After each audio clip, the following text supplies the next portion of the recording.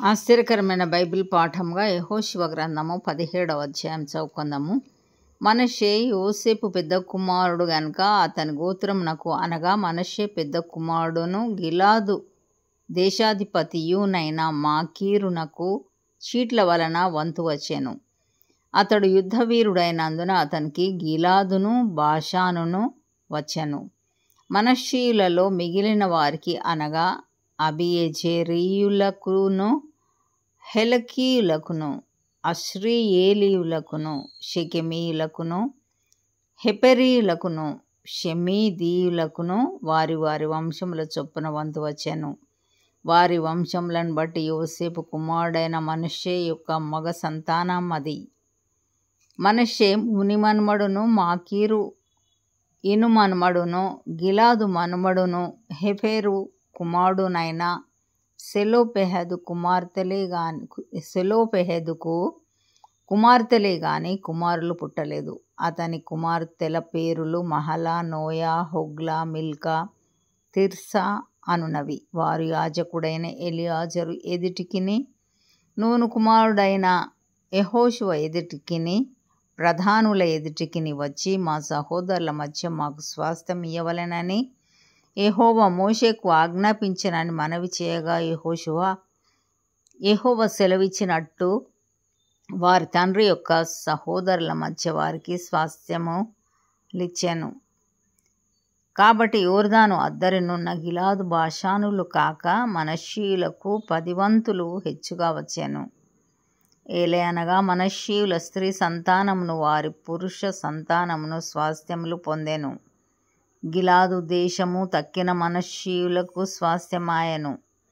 మనష్షీయుల సరిహద్దు ఆషేరు నుండి షేకెమునకు తూర్పుగానున్న మిక్మెతా వరకును దక్షిణమున ఏన్తప్పూయ నివాసుల వైపునకు వ్యాపించెను. తప్పూయ దేశము మనష్షీయులదాయెను. అయితే మనష్షీయుల సరిహద్దులోని తప్పూయ ఎఫ్రాయిమీయులదాయెను. ఆ సరిహద్దు కానా ఏటి దక్షిణ దిక్కున ఆ ఏటి వరకు వ్యాపించెను. మనష్షీయుల ఊళ్ళలో ఆ ఊళ్ళు ఎఫ్రాయిమీయులకు కలిగెను. అయితే మనష్షీయుల సరిహద్దు ఆ ఏటికి ఉత్తరముగా సముద్రం వరకు వ్యాపించెను. దక్షిణ భూమి ఎఫ్రాయిమీయులకును ఉత్తర భూమి మనష్షీయులకును కలిగెను. సముద్రము వారి సరిహద్దు. ఉత్తర దిక్కున అది ఆషేరీయుల సరిహద్దుకును తూర్పు దిక్కున ఇశ్శాఖారీయుల సరిహద్దుకును నడిచెను. ఇశ్శాఖారీయుల ప్రదేశములోను ఆషేరీయుల ప్రదేశములోను బేత్షెయాను దాని పురములను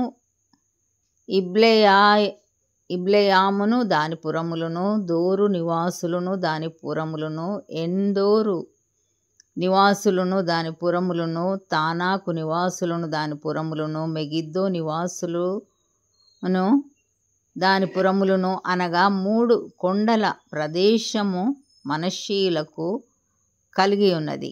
కనానీయులు ఆ దేశంలో నివసింపవలెనని గట్టి పట్టి ఉండిరి గనుక మనష్షీయులు ఆ పురములను స్వాధీనపరచుకొనలేకపోయిరి. ఇశ్రాయేలీయులు బలవంతులైన తర్వాత వారు కనానీయుల చేత వెట్టి పనులు చేయించుకొనిరి, కానీ వారి దేశమును పూర్తిగా స్వాధీనపరచుకొనలేదు. అప్పుడు యోసేపు పుత్రులు యెహోషువతో మాకేలా ఒక్క చీటితో ఒక్క వంతునే స్వాస్థ్యముగా ఇచ్చితివి?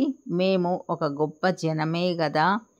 ఇదివరకు యెహోవా మమ్మను దీవించెనని మనవి చేయగా యెహోషువ మీరు గొప్ప జనము గనుక ఎఫ్రాయిమీయుల యొక్క మన్యము మీకు ఇరుకుగా నున్న ఎడల మీరు అడవికి పోయి అక్కడ పెరిజ్జీయుల దేశములోను రెఫాయీయుల దేశములోను మీకు మీరే చెట్లు నరుకుకొనుడని వారితో చెప్పెను.